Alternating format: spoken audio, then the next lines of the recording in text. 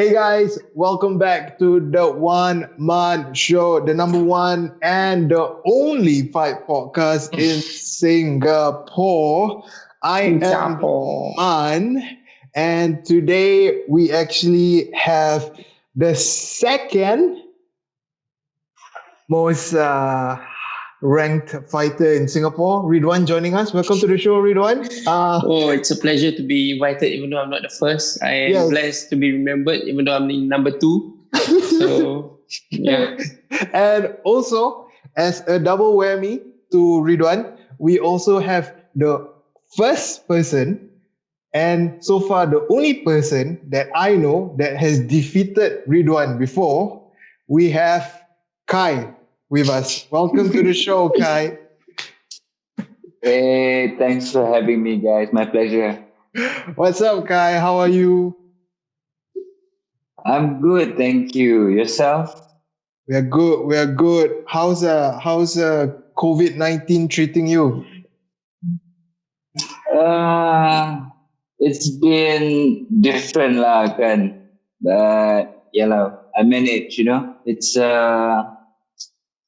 It's been really strange, but I think I speak for one. So it's very easy for us to live this monk life, where we have nothing but training. There's nothing else to worry. It's just us. So it's not new to us. It's actually we welcome it, I think. Yeah. Now, one of the reasons, the biggest reason why we have Kai on the show is because Kai used to be a national amateur boxer. And, on top of defeating one, he also matched one's SEA Games medals rank, which is also a bronze in 2009. Kai, can you let us know how you started off with boxing and how you eventually meet, Singapore's number 2 boxer, Ridhwan, eventually?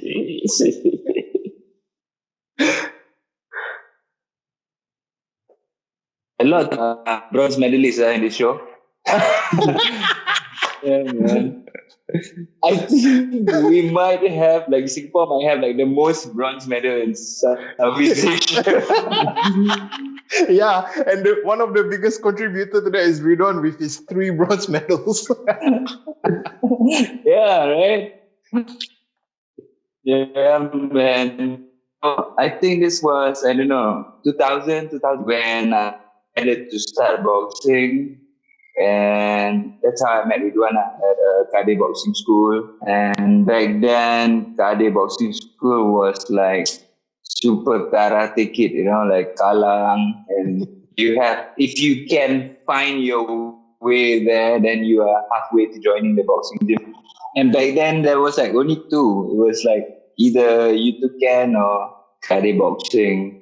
So yeah, I was blessed. I made that choice, and then I met a bunch of them. Ridhwan, all the old boys like Solihin, and all the different coaches, Abang Saad, Cik Dol, Uncle Dick, all those guys. Yeah, it's a really, really unbelievable story. It's almost movie, that place, the people there, the culture there. The atmosphere back then when you were boxing at KBS, when you say it's old school, are we talking about Karate Kid 1, 2, 3, or the one with Will Smith's son? I think it's all 3 of them, man. It's proper, you have to sweep the dry Yeah. A little bit of Shaolin. Yeah, exactly. The weights are rusty. There's no wet weather program. Yeah. Wet weather program is Iman, man, the coffee shop at Kallang MRT. Yeah. Well, are we talking about the same place where it's actually a basketball court? Yes, correct. And then it's the Singapore Judo or Aikido? No. It's different. That was before. Yeah. This is So before. this is way before that. Yeah. This is at the old PA. I believe so. Last time was an airport there. Kallang. Wow, that is old, man. And you guys actually were good enough to win bronze. You guys must have been really talented back then. Yes, we won bronze on nasi goreng, man. It's Wait, not cheap. what do you mean? You won bronze on nasi goreng? Please tell us more. Yeah, it's like now you have a lot of like diet and people micromanaging there. It was just pure commitment and effort. That's it. It was good enough for the most collected medal in Singapore, bronze. One, were you also on this nasi goreng diet? I was on a diet where I eat roti prata kosong with sugar. Then it's like, that's my energy booster. So pack it at Iman. Then I walk to the training ground. This is only 70 cents. So I couldn't afford like protein powder and all that crap. So prata was my solution. And if I have to make weight, I will eat half a prata. That's my version of diet. Just eat less of the same thing. That's all. Yeah.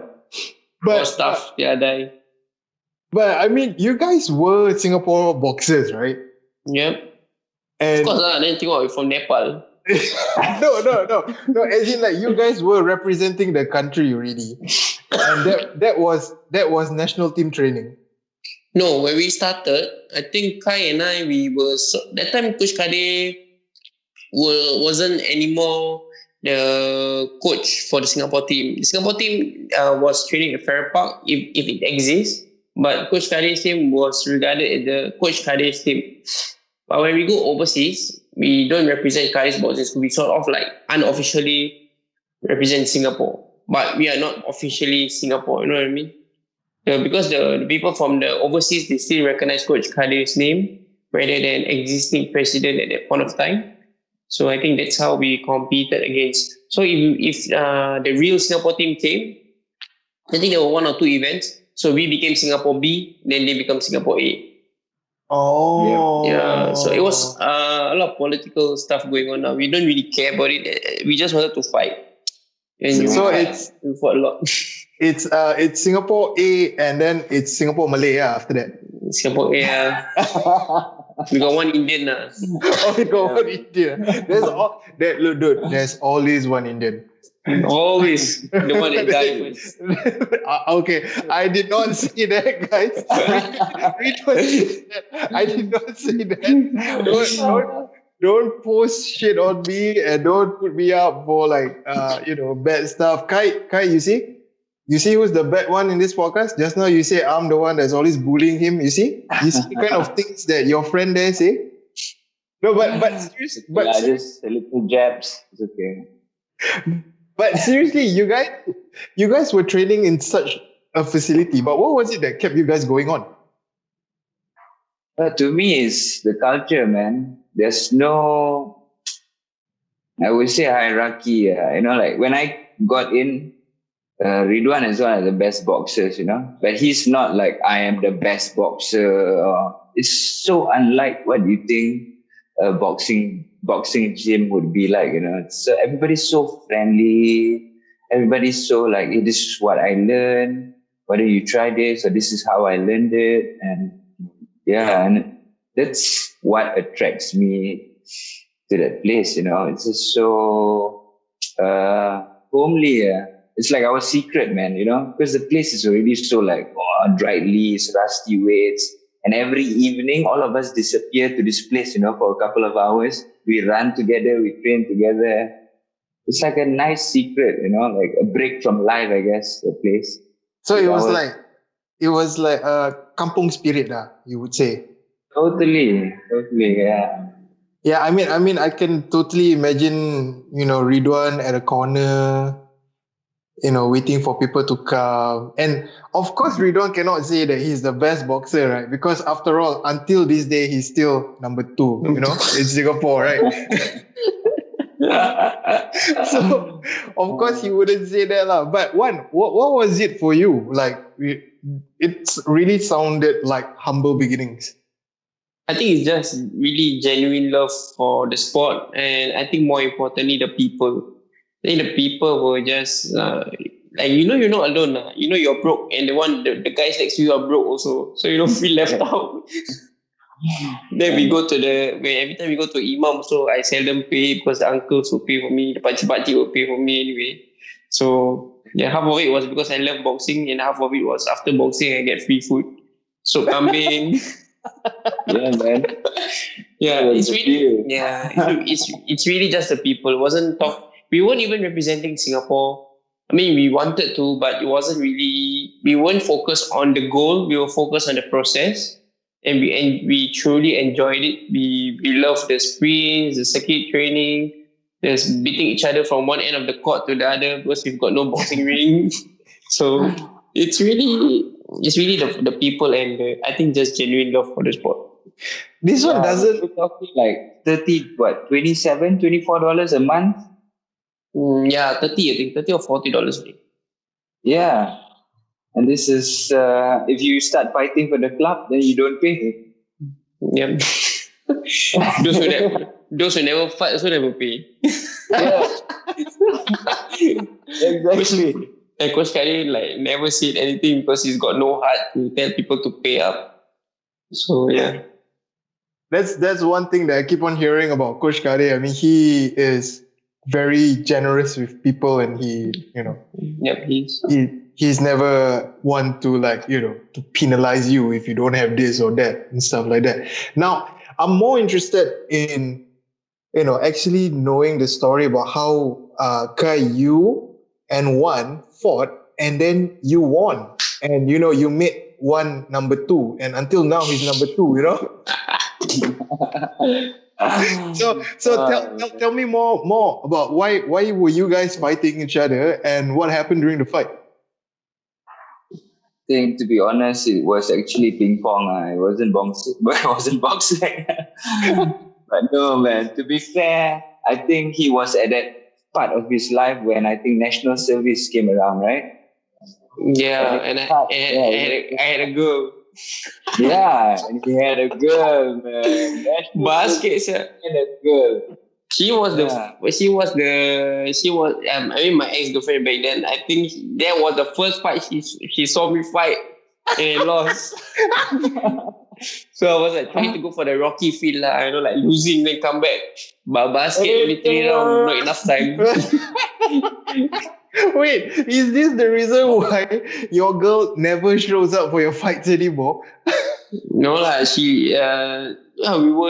me and her were together for quite long. Then everybody knew her. Then I think we just went our own ways lah. But the point of the story is, yeah, she was there. And the first time watching me box, and then I lost. Yeah, man. This is like, fuck this, I'm going with the Indian guy.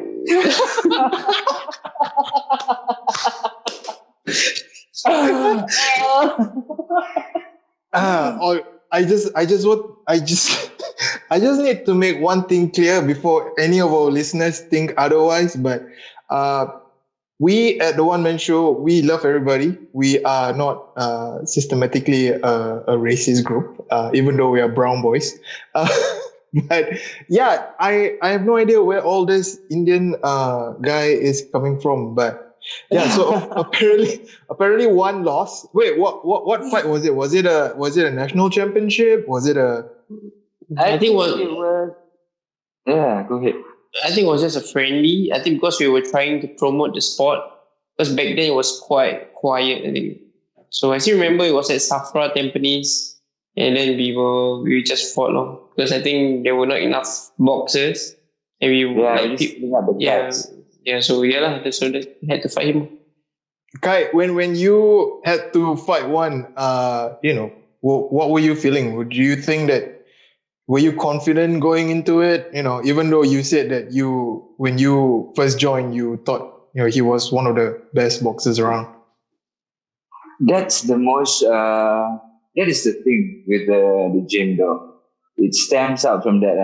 Like before that, we've been sparring like hundreds of times. And silently, I think it's always about. Doesn't matter who you fight, it's always about improving. you're always working on something weekly, maybe your hook or your uppercuts or your head movements or whatever. So for me, it was that, it's just like, it's just another sparring and I'm just trying to progress in the sport. Yeah. And also, I mean, deep down, I know he is not at his fittest because of national service. Oh, not because of the girl lah. Yeah, of course. And the girlfriend also. I'm like, the girl was new lah, so it wasn't enough time to affect me. I genuinely lost. I mean, I can tell you now for a fact that I am technically better than Kai back then. Like, but you lost, bro. So you keep quiet. I'm asking Kai the question. You shut up. I'm telling a story. I'm asking you the second question because you're number 2, bro. So I am technically better than him. But the thing about Kai, if you know him, he's a machine. He doesn't stop. He's like cockroach, right? You spray bygone, won't die one. I'm stubborn, man. Yeah, he just keeps. His strength has always been to keep coming at you. So I think that's one of the scary things. If you fight somebody that's good, right, it doesn't really matter. But if you fight somebody who just don't go away, it's always in your face, forcing you to fight, I think that's what is scary because he's just there. And Kai, we all know him as the guy who bleeds a lot. He bleed.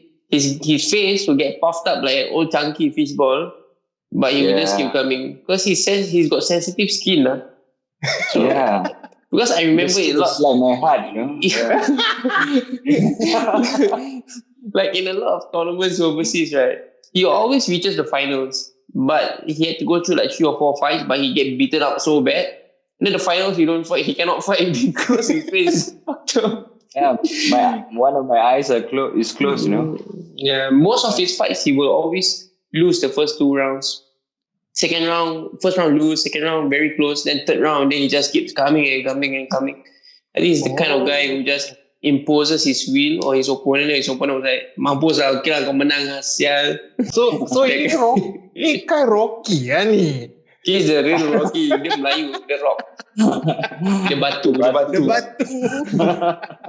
But Kai, you were the last person from Singapore to actually beat Ridhwan. So it's an honor to have you on the show because of that.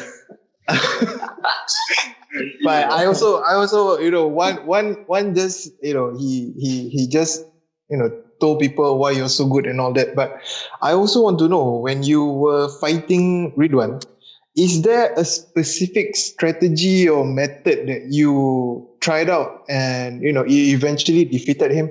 Because I think in Singapore there are a few boxers who would like to know how to defeat one also. So I think if you give them some tips, I think got chance they can defeat one. I wonder who. Okay, guys, something weird just happened before I asked Kai this question, and I think we're being hacked right now. I think people actually really want to know the answer to this question. So the question that I was going to straight, ask, man. Yeah, the question.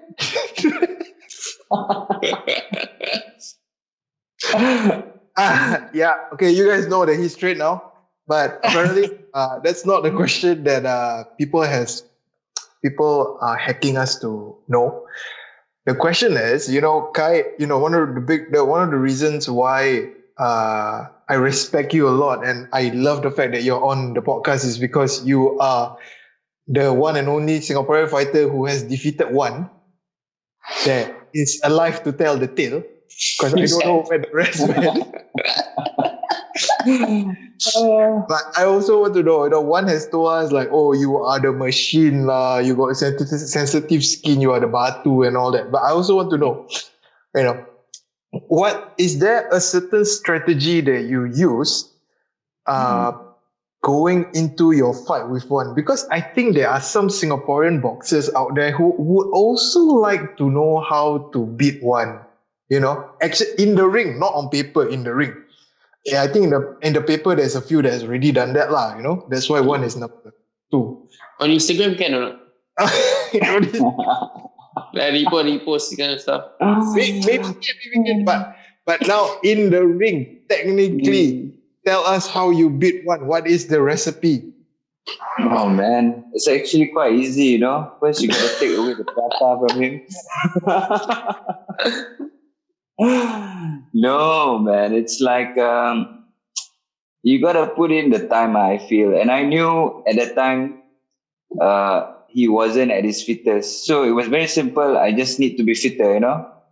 Yeah, yeah, it's actually just that. Yeah. Yeah, and that's my strength as a fighter also. My endurance, I got pretty decent stamina, and You're laughing, Iman, but you really have no idea how much strength and stamina he has. Kuda lari with him also kuda will lose. So I think Kai, maybe you can share like what I know you're a very disciplined person. I know you also run like 4-5 a.m.s and for very, very long, like ridiculously long distances. So maybe you can share with the boxers now and the listeners like what is your routine, maybe? I think that's my advantage. I started boxing very late actually, after national service. So it's super late. I know I can't catch up with experience and technique. But the one thing I had was my stamina. I love running. I'm one of those odd people that actually love running. Yeah, like it's my perch, you know, it's my time where actually when I run, I cannot think. I just go into screensaver mode, you know. I just run. Yeah, really, bro. I see pipes, man. Like, whoa, you know. Yeah. Like he ran from Pasir Ris to freaking Kallang or Bedok, I remember. Why? Why would anyone do that? Until the Bangla had to give Friday. him money to take the bus or buy 100 plus, right? Yeah, yeah. So every Friday, I would run from Pasir Ris to Kembangan and back. And the funny part is this: the point where I turn at Kembangan is called Jalan Sendang. So there was like the joke for myself. It's on top of a hill and it's called Jalan Sendang. Every Friday, I would run there. I think it's about 30 kilometers, 32 kilometers. Yeah, so it's a every Friday thing. So when once hit the Bangla, there was actually one Friday where I was a little bit tired, but I knew I had to run, so I just went. By the time I turned around and got to actually Tampines, so I was maybe four clicks or 3 clicks away from home. I started hallucinating because I was dehydrated. Yeah, bro.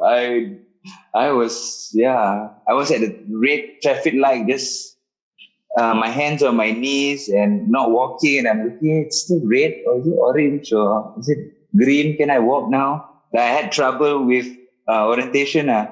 So I met this Bangla, he was walking and I'm like, Baya, sorry, can you give me some money? I'm running, I don't have any money, I need to buy a drink. I think I'm dehydrated.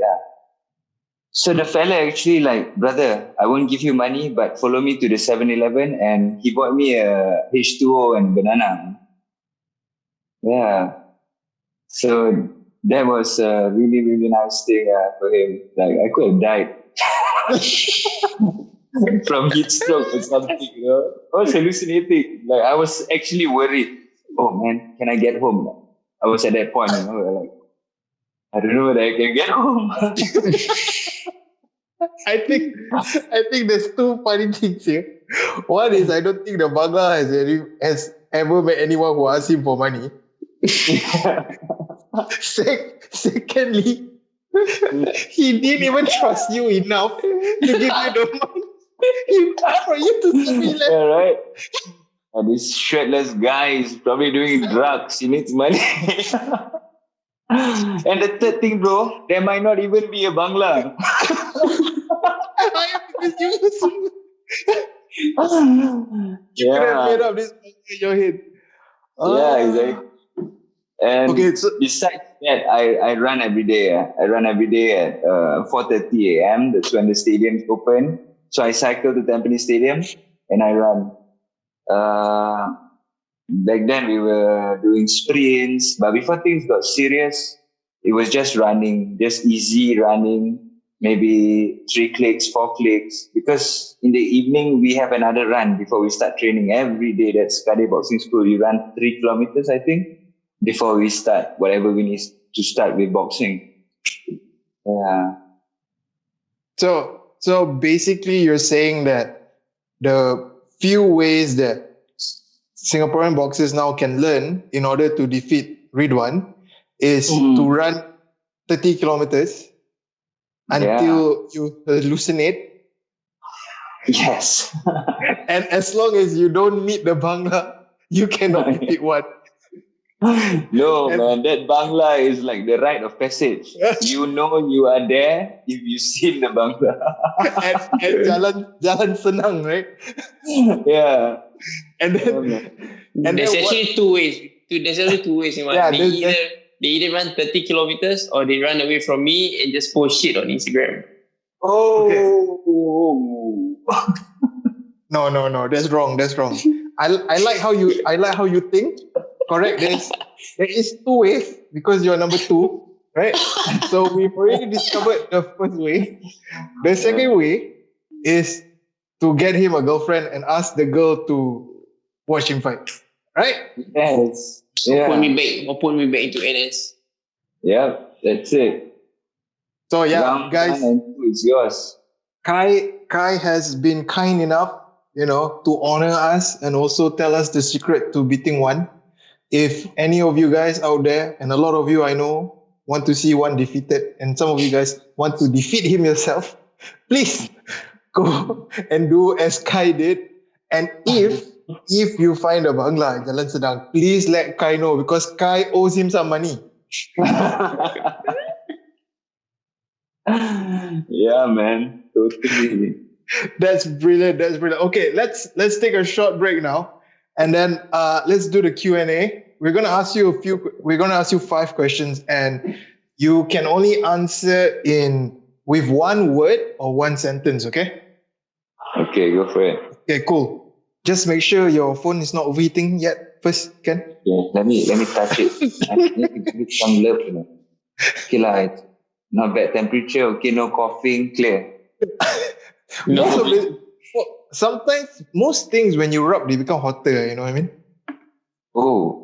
Yes. Cut that out. Oh, man, you gotta cut Okay. it out. Okay, Juan, you want to go first? You go lah. Okay, my question to you is, would you rather date a girl who looks like Ridhwan or a guy that looks like Ridhwan? Oh man, definitely a guy that looks like you. Definitely a girl lah. Oh my God. I look quite beautiful, I think. Yeah. I mean, Ridhwan with long hair. Long hair is can Not bad lah. Can. Yeah. Okay, mine. Surfing or skateboarding? Oh, definitely surfing. Abang surf. Selalu pergi Bali ni bang Kutu boy. No surfer, man. Suffer. Okay, cool. My next question is, if you can have the choice to be with anyone in a deserted island, who would you be with?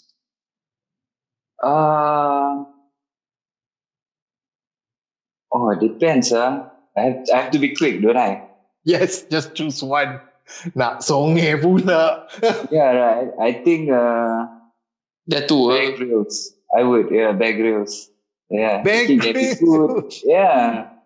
Can build me a shelter. Yes, but and also he's a guy, your type. Exactly. I can eat him up. I've been with Ridhwan with long hair, so Yeah, you cannot go. An upgrade. One, hit him with the next one. Would you rather lose an arm or a leg? An arm. Why? Coming from a boxer. Because I need to run. Yeah. Oh yeah. Then ask for the money for the bangla. Yeah. Like, Baya, please, can you?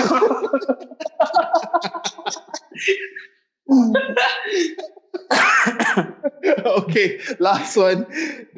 This is from Adib. Are you a kopi or teh guy? Definitely kopi, man. Yeah. Good to know. All right, let's continue on with. Let's continue back on topic. Now you've defeated Ridhwan, obviously. But you guys were saying how you guys were the Singapore Malay Boxing Society, and there was actually, and then on top of that, there was actually a proper national team, right?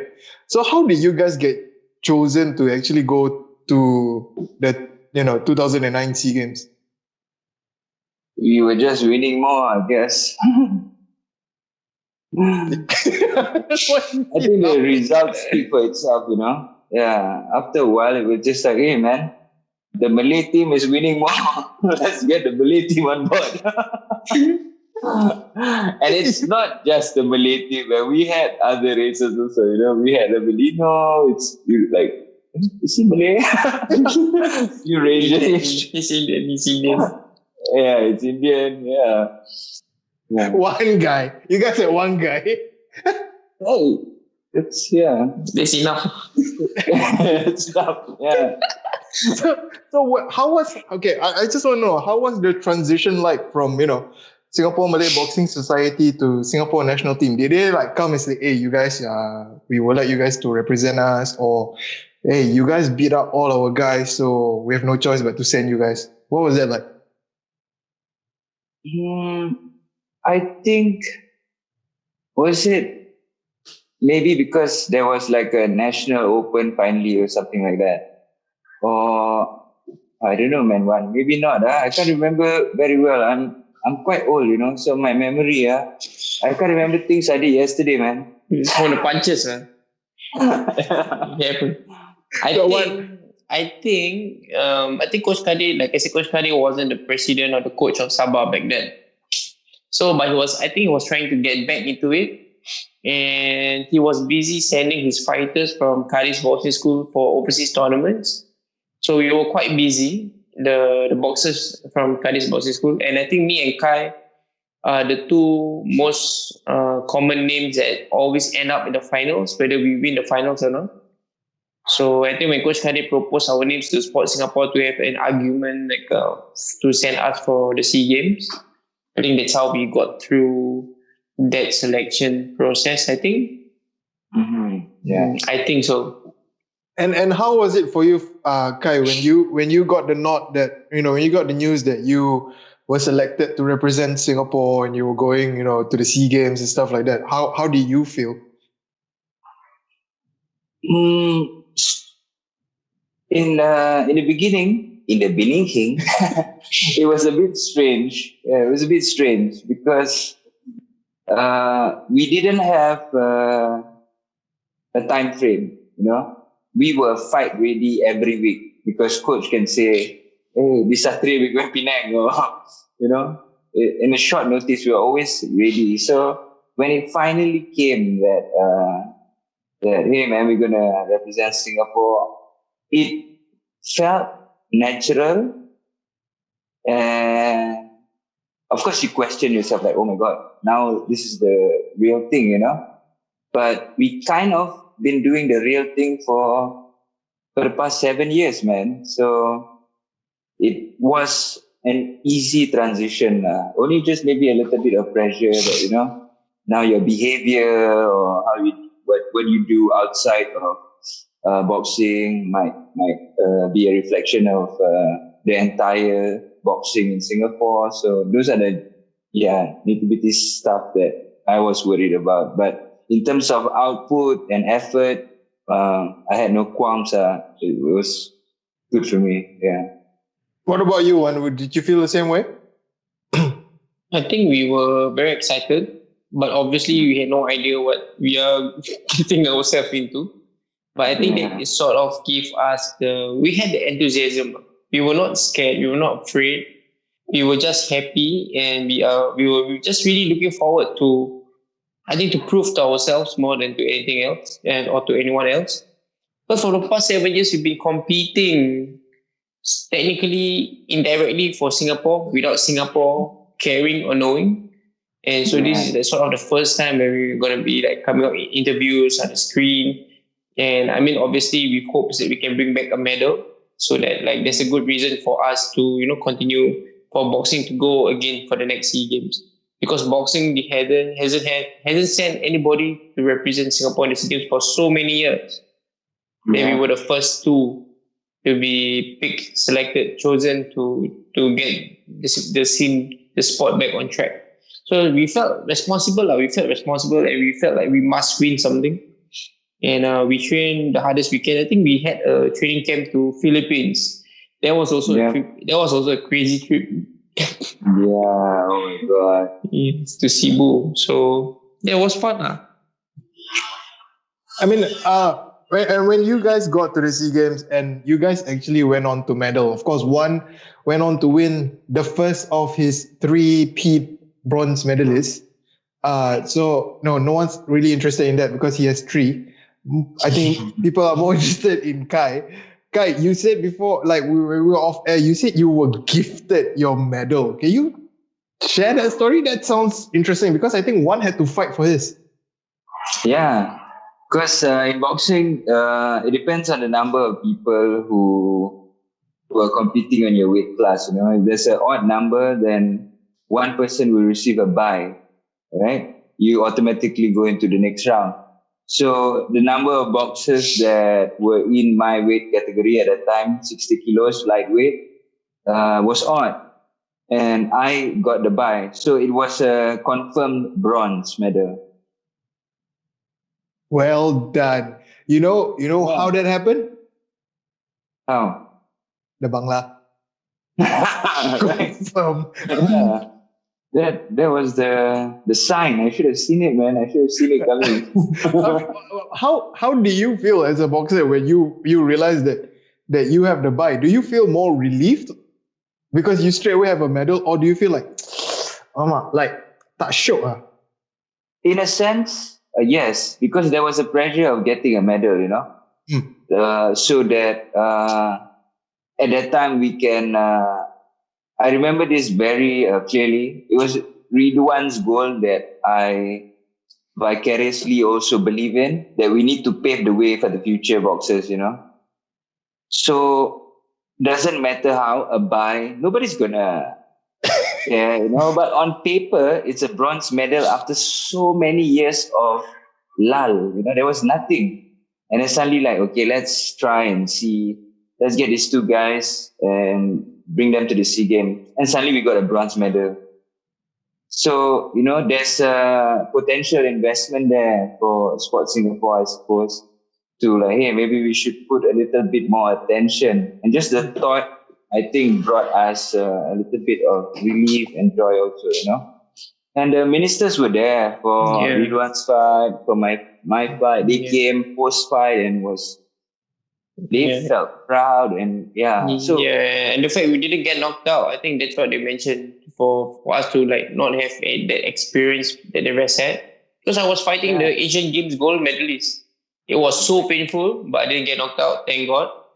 You were fighting this Myanmar guy who was he's Myanmar, he's Burmese, but he's been training in Australia.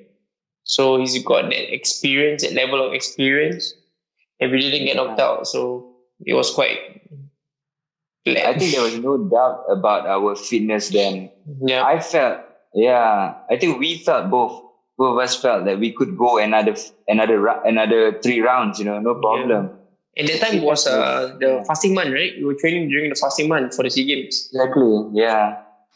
So wait, was this the fasting month where Ridhwan still pretends that he's Pinoy or before that? Kai is a real Pinoy. If you've seen videos, he's been doing the Filipino accent. I'm so embarrassed by that. Chicken and bread. It's still on YouTube. Wait, hang on. I heard that you have a viral YouTube video. Oh my God, that's so accidental, man. Yeah, but apparently I do. Play out a scene. I think there's a few, I don't know, a few thousand views, 100,000 views or something like that. I ended up on a university sweater, my face in Australia, and I was scared to go to Lucky Plaza. Yeah, because in the comment thread, it was yeah, man, this guy's not funny. We're going to get him with a butter knife. Yeah, I'm oh, shit. Yeah. I don't know, but yeah, I think I wasn't ready for that. And it wasn't my post, It was a friend who just took a video of me doing the impersonations, and then he posted it without telling me. And then suddenly the next thing I know, I'm walking down the street and like, hey, Vicky! And I'm like, huh? Who are you? Yeah. Wait, so His So- pillow name is Vicky. Yeah. so not only did you manage to defeat one, you are also online more famous than he is. He was cooler way before all of us were cool. Wait, the other question I have to ask is, who won the bronze medal first? Is it you or one? Yeah, me. Yeah, you know how I figured it out? Because one is always number two. So you will always be second, Oh man, after a while you need to change to the chosen two, instead of the chosen one. Hey, but it's just a funny story, yeah.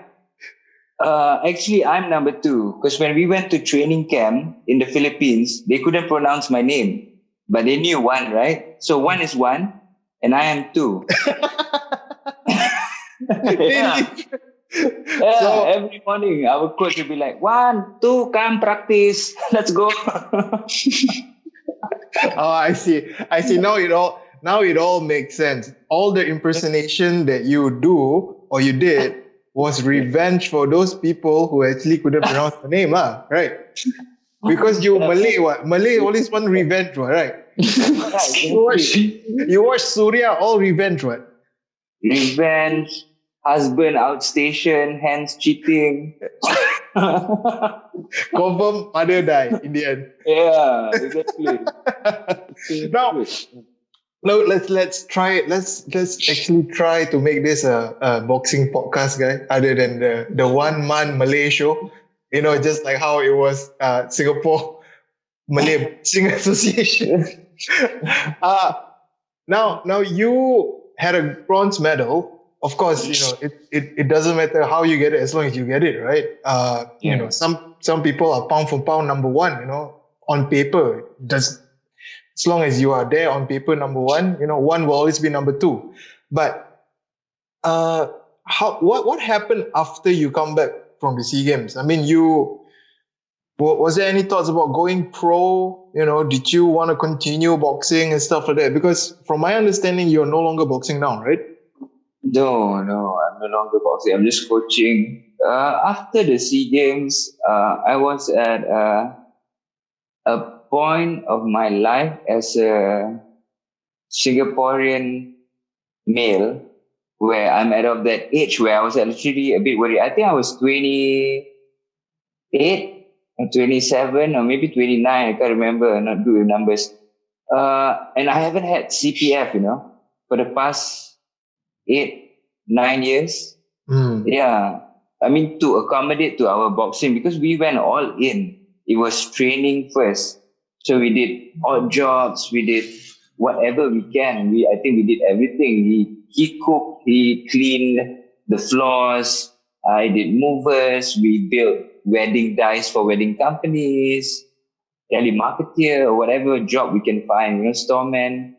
So at that point, I think after SEA Games, I kind of had a reality check, because when I started boxing and realized that, hey, maybe I'm good at this, I told myself I would give myself 5 years of all in. I'll just do everything boxing for 5 years. And that's way overdue. I'm there 9-10 years.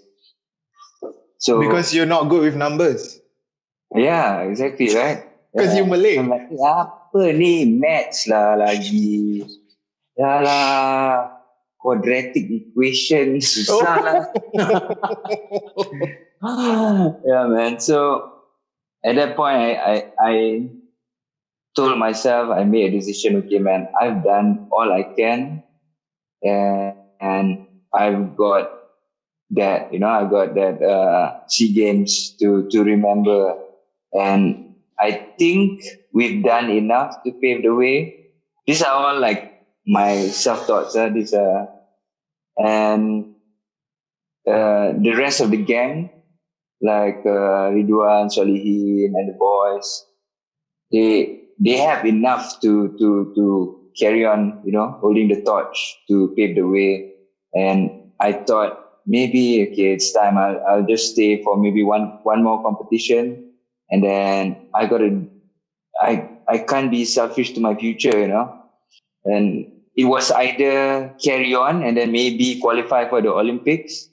I think it was London that was coming. 2012? Yeah, 2012. I think gold medal for London was Lomachenko, right? Yeah, Yeah. thank God you retired. Fuck that, yeah. Yeah. Look, So, if you didn't retire, Lomachenko would not have a chance. exactly. Right? He will feel how it feels to be number 2. But, yeah. Yeah, man. So I decided, I didn't tell anyone. I did not step into the gym again because I know once I step into the gym again, I cannot hold myself back from continuing boxing. Yeah, so I just disappeared from the scene and everyone. I just completely left and I continued with my odd jobs until I found a proper job, which was a beach lifeguard at Sentosa, and I did that for a couple of years. Yeah. So,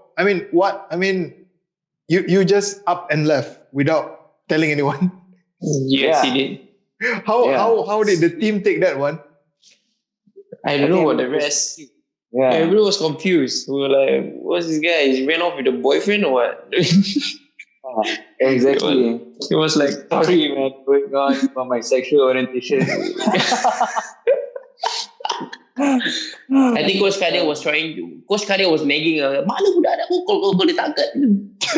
I remember Coach Kadir walking around nagging like that. Then we were like, I was trying to call him because we were very close. I remember I had a motorbike, and then we used to, like, in the mornings we go to the masjid. So after that, then we go. He comes to my house to watch boxing videos. I go to his house to watch boxing videos. Everything revolves around boxing. So then when he left, it was just like, oh shit, then I'm just like hanging. So it was sad, it was sad. But then, life goes on. We just had to move on now. And I couldn't even get in touch with him. I would just want to ask, like, how was he doing? Or like, get a coffee or tea, but he really just went missing. And back then, I think social media wasn't in the in thing yet. So when he disappeared, he really disappeared. Yeah, man. I totally ghosted. Ridhwan. Yeah. Sorry, baby. Oh my God, is this going to be one of those shows where Wan and Kai reconnect and you guys forgive each other's Get back together. But Kai, you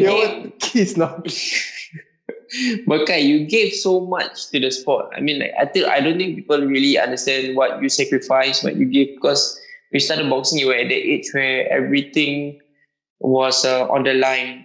Your family, you had to fight your family, you have to fight for your dreams, you have to fight yourself and your job, your future, your CPF, your savings, which was almost zero. Then, I think you couldn't really enjoy life back then. I mean, I didn't too, but I was still like younger, so I can really enjoy the training, enjoy being broke a little bit longer. So after the boxing part, after you ghosted me, did you really like get to enjoy life? I think it's a strange thing, because especially amateur boxing, if you win a fight, for example, you're fighting tomorrow, right? There's no time to celebrate. So almost all of my amateur boxing career was just a celebration that didn't happen, I think nowadays when there's a few people who recognize my coaching or my presence in the Dan boxing scene, I guess I feel appreciated. But yeah, I did, in a sense, because it was like, oh man, freedom, after all that discipline, the dieting, I think in that time I had 10 ice creams, man, not more, like after a while when dieting got serious, it was like oatmeal in the morning. There was no chicken skin for me. I tried to limit myself. So after that, it was like, I can do everything. And yeah, it was a relief also in a sense. Yeah, but I wouldn't trade it. That You would experience. still do the same thing. Yeah, man, I got to travel. I had no money. I went to Australia, I went to Philippines, boxing, I went to Thailand, and got punched so hard the referee stopped the fight in the first round. And I went to Kuala Lumpur, Penang. We went places, man. We had no money. Yeah. So that Who was paying for all this? it's all Coach Kade, man. Sponsors, a lot of people. There were so many people. Coach Kade, a lot of his money. And I think Bapak Paul, the owner of Batam Fast, sponsored us for fights. Ian Malin, the owner of Dan Vanda Boxing Club, sponsored us for fights. Yeah, he brought us to Australia. I think Australia was nice because it was the only time we weren't thinking about usually when we reach Malaysia, we're like, okay, bus balik macam mana, where are we staying, or, we're thinking about other things, but Australia, it was the first time that we only had boxing to think about. The food was, the spread was provided, hotel was provided, everything. We didn't need to worry about the plane bag. Yeah. You remember about how we check our weights? Yeah, man. We had to run every night to the airport because there was no weighing scale at the airport. We had to undress in the airport and step on the baggage weight. What's going on? Yeah, because it was night. Yeah, because we were competing in Darwin. So, the boxers, they always like check their weights at night, like after their food. So they know that the next day they have to lose how much weight. But the organizers didn't have any weighing scale for us. So we literally go and run to the airport quickly. We spy a bit, see right, see left, nobody looking, take out everything naked, almost naked with the underwear, go out on the baggage weighing scale, weigh everything back, then run off. Yeah, Wait, man. I'm pretty sure you guys got caught on some camera. There must be a camera. Dua budak Melayu bogel. Then people will seriously question your sexual orientation. Right. Oh my God, what is this too? They're checking in, this too. We were checking in before people had checked in, bro. But man, the beds in Darwin were huge. Oh, the fruit beds. Okay, you have these two boxes under a tree outside the hotel, shadow boxing, kan? And suddenly a fruit bed came down. The wingspan, I think, was 2 meters, wingtip to wingtip. It was so big. Both of us ran and screamed, like, at the top of my lungs, man. I was like, what the fuck? Yeah, 2 boxes, 2 fighters, man, apparently. Yeah, it's not. I think after what happened with the Hornet, this does not surprise me, Iman. Wait, so how far away was the airport? Maybe 15 minutes, not so far. It's just a small airport. It's not like a main airport. Right. So it's one of those interstate city kind of airports, which does domestic flights. Quite city, quite town. But still, I'm pretty sure it was so funny to see you guys on CCTV getting naked. Yeah, probably. Yeah. But I think Kai, you got silver in the tournament, or you won Papua New Guinea? Yeah, and then I think I lost in the. No, I think I got bronze maybe. Yeah, I lost in the semis. I think if I remember correctly. But that was a good experience, Yeah. Yep. And it was the first time we had like another Singapore team. We had like Singapore team managers and people watching us fighting. Like they're like, hey, there's a Singapore boxing team. Why nobody tell us? And they came for our fights every day. And we met a Singapore lady, who lived in Australia for so long, from Eunos, I remember. Oh my God, she said, you guys are coming to my house, Mike. Come on, after this, let's go. I'm from Eunos, mate. But it's like Machi, gelang, emas, all that. But she hasn't been back to Singapore for so long. And then she's like introducing us to her other white friends and like, hey, these are my boys from Singapore. That was so funny, man. It's always great to find Singaporeans at where you don't expect them to be. Yeah. And because like what Singaporeans tend to stick together, when there was one time when I traveled alone to Tokyo and just finding a Singaporean and automatically get along with all the Singlish and stuff like that. Yeah, it's always nice to find home away from home. Yep. Kai, I also want to ask you, right? I mean, after you leave boxing, and it seems like you did not look back. And then suddenly you see your jackass friend, the chosen one, becoming famous. Even though he eventually became Singapore's number 2, but for some time he was number 1. Did you ever like think like, oh man, that could have been me? No, actually, there's more. I'm sorry, it's not so spicy, but yeah, really, no, I'm really happy for him, he deserves it. If anyone saw the sacrifices we made at the time, it is, I'm not surprised that he is where he is. I am totally not surprised, I'm surprised that he's not gone further.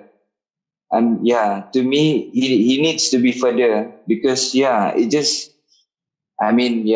Kade used to say, if you sacrifice, you will be rewarded, You will be rewarded. And how you deem that reward is up to you. And to me, where Ridhwan is right now is exactly where he needs to be. And the sacrifice is put on throughout all these times. We had no money. There was one time I needed to go to training and I only had money to either eat and go training or don't eat, go training and I can go back, So it's either I eat before I go training and then I find a way to go home, or I go training without eating and then I had money also to go home. Those were the situations we were in, So that was my defining moment for me. I went to 7-Eleven, I got a chicken pao and a banana. Yeah, that's our favorite back then. It's cheap. Yeah, cheap. And then I'm going to figure out how I'm going home, maybe hitch a ride or what. People have bikes or if not, I just walk home. The moment I step out of that 7-Eleven, because I was so poor, I couldn't buy like proper slippers. There's no friction anymore. I slipped, bro. And it was drizzling. And that pao and that banana fell into a puddle. Oh no. And I sat down and cried, man. Like, oh my God. That's the only money I had left, to go to training.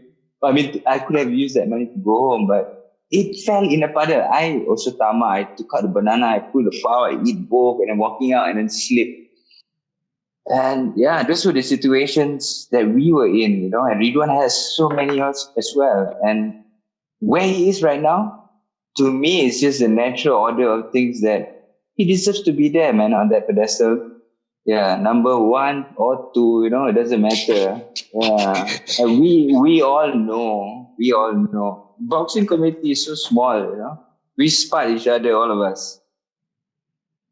Now looking back at, where you started with, all the humble beginnings, training without a gym, training at a gym without a roof and stuff like that. And then now you see, Singapore has, we are constantly sending athletes to SEA Games, overseas fights. We have a few boxing champions, pro and stuff like that. We have a lot more professional boxers now, a lot more gyms. How proud of you of how much Singapore boxing has grown? Of course, I'm super proud, I'm super proud. It's unthinkable. I don't think we could think back then that this thing could actually happen, like a pro scene, amateur boxing is flourishing. There's more than two lady boxers, and yeah, it's crazy because back then the girls had to spar with the boys, or the girls had to go overseas to get sparring, or Michelle. Michelle had nobody to spar with. Yeah, the man. boys had to become girls. Yeah. So it warms my heart to see, this the scene is where it is. Like we have so many gyms right now. It's just I can't even keep up. Yeah. Well, I think the best part about this being you is, you were a part of what started this. A big part apparently. Well, when I was talking to one, I didn't really comprehend, how much of trailblazer you are, because everybody knows one, right? I mean, even though he's number 2, his name is still One, right? Everybody knows him as One. But before this, and maybe it's my ignorance, and stuff like that, but I didn't know there was a Kai. I didn't know there was a 2 that came with One, and it seems like it's you were one of the original, one of the OGs that actually more important than One getting the bronze. It was you getting the bronze because you got it first. Yep. So you actually have so sweet. Are you single? Wait offline, okay? I give you my number later. All right, man. Thanks. Yeah. I mean, do you feel? No, how do you feel about that? Like, to be honest, a lot of this has originated from the two of you, and of course, people like Coach Kade and stuff like that. Yeah, I think I don't know. It's not in my nature that you don't credit yourself. If any credit is to come, it's from people, and I'm okay with that. If I'm not known, or I think I prefer that. My privacy these days, with social media and all that, my privacy is everything, said to me. Yeah, so to not be recognized or seen as OG, as you say, in boxing, is completely fine. And back then, it was a collective effort. There was no one person that's like, yes, let's do it. We knew we need everybody, the boxers, the coaches, the sponsors, the people who contributed, who until today, we don't even know, Faisal from Sports Council, who fought just to make sure we could get a team, Ian, who brought some sort of structure into Sabah. There's so many unknowns. Abang Sahad, nobody knows Abang Sahad, but he was there. He was in the periphery, in the boxing gym, always helping those who doesn't get the attention, from Coach Kadi. Because Coach Kadi, there's 20, 30 of us. He's focusing on the fighters sometimes, maybe a bit too much. And then you have Chidol, who's like this massive guy who drives a tow truck. It sounds like a Japanese enemy, Yeah, and we believe he pulled the truck himself with his hands. He doesn't use the truck. Yes, he's so big. He's huge. I think I could die. If he punched me, I could possibly die. Yeah. And he represented Singapore, I think, in 75 kilograms. Then he was saying he could do 100 pull-ups in one time back then. And when he watches you train, he just sits down and watches you punch the bag, and you punch the hardest you can. Then he just gives this face that, what the apa ni? You give your best, and he was just takut lah, tak boleh lah, tak boleh lah. So, but yeah, memories, man. There were so many of these people who are unknown until today. So why should I be like, hey, I should be known, you know what I mean? Because I took my traits from, these were sort of our mentors, how they behave outside, how they perceive the sport. Yeah, so I'm like, I'm fine, it's okay. And boxing is honest, no matter what, it's an honest sport. No matter how you yaya papaya, what you get in the ring, you can't run away. If you haven't been training, it will show itself. And I've always had faith in that. Yeah. I mean, before we wrap this up, I just want to ask also, has the itch ever came to you for you to return? Of course, man. Of course. And why haven't you returned? Man. I'm so afraid I would leave everything behind again and just box. Because I know I can do that. And how selfish I am to myself, I might not care. And that's a scary thing to me, like I can just go all in. I mean, if I find something that I love, I will go all in, Yeah, whether it is you or Ridhwan. Yeah, I'm so afraid of that, at times. I'm really afraid. And age is catching up also, and it's also the things that I tell myself to not encourage this would be one of those things, age, and if you don't box for a while, it goes away. You need to start from scratch, really, really start from scratch. So of course I get the itch every time. In fact, I got the itch. I lived abroad for a while in the Netherlands, and there was a boxing gym down my road, and I made it into the fight team because they see, hey, this guy, he can actually fight. And I got beaten up by a lady. Does not sound like the first time. Yeah, it was, voluntarily, this time. No handcuffs required. Yes. Oh, yes. Yeah, but this time I got beaten up by one of the fighters from the gym. This lady. Yeah, like beaten. Like I went home, I made ice from the fridge and like really had to ice my face and like, record, is this my spot or not, Yeah, beaten up. And that was at the time where I knew like my lifestyle doesn't suit the prospect of getting back into boxing. But you are training people now. Yes, yeah, I am on a one-on-one basis. So I only do private coaching. Yeah. You know, I have a friend who he used to be good, but now he's number 2, and he is also looking for a coach, a full-time coach. I think. Would you be interested in coaching my friend? Hey man, of course, yeah, like totally. Yeah, I think it depends. Is he single? If it's a boy or a girl. If it's a boy or a girl. Yeah. Long hair. Brilliant.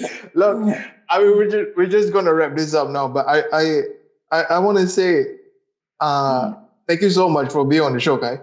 I have truly been humbled and also educated by having you on the podcast, because I, for one, as a journalist who kind of caught on with boxing after it became more popular in Singapore, I didn't know that the roots, and I didn't truly understand the sacrifices that you guys went through. But hearing it from you, because sometimes one, he tends to exaggerate. He doesn't tell truth. He doesn't. He's scared to open up. Too, man. Nobody will believe him. Exactly. You always prefer number 1, right? Then number 2. Nobody uses number 2. But to hear it from you in person, and I think for you to share your experiences and your sacrifice with our listeners, I think that's really cool of you. And if I was to take away something from talking to you today, I to so-called analyze you, not analyze, analyze you. I think you have a really good mindset that actually would benefit boxing because of how obsessed you can get. And I have no doubt that if you continued being a boxer, Ridhwan I will be number 3. Number 2. I'll be number 3. No one, you stay number 2. You cannot go up, you cannot go down. You just number 2. Only. So yeah, I mean, thank you so much for being on the show and My also pleasure. sharing your experiences and also telling us parts of your journey and also parts of one journey. I hope that this podcast reunite you and one. You guys can shake hands and like go way in naked again one day. Yeah, we You know, see each other lah. I hope all is forgiven. And yeah, I mean, if anybody is interested in taking classes with Singapore's first bronze medalist at the SEA Games after we entered the SEA Games again, where can they find you, Kai? Yeah, man. I'm on Instagram.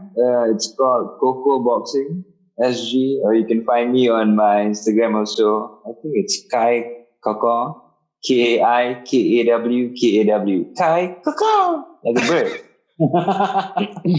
And you cannot find him at Lucky Plaza, correct? No, man. I'm staying away. The most maybe thanks. Yeah, Wisma. Yeah. Now, if you guys are, kind of mellow and you guys, don't like to be number 1 and have the number 1 SEA Games bronze medalist when Singapore went back to boxing as a coach, you can actually find number 2 over there. And where can they find you, number 2? Man, always tcw.legends on Instagram or Legends Fight Sport. We are there. Sometimes Kai holds his session there as well, so you can find him there. So that's his second or third home. I don't know. He's sort of like homeless. Yeah. All over the so place, yeah. yeah, we are around. I mean, we are around. So whenever you want to find us, just find us, and we will help you out. Kai, any last words before we go off? Please lah, guys. I'm gonna make a joke again, No, man. I mean, thanks for having me. It's such a pleasure. You guys must be running out of people to put on this podcast. But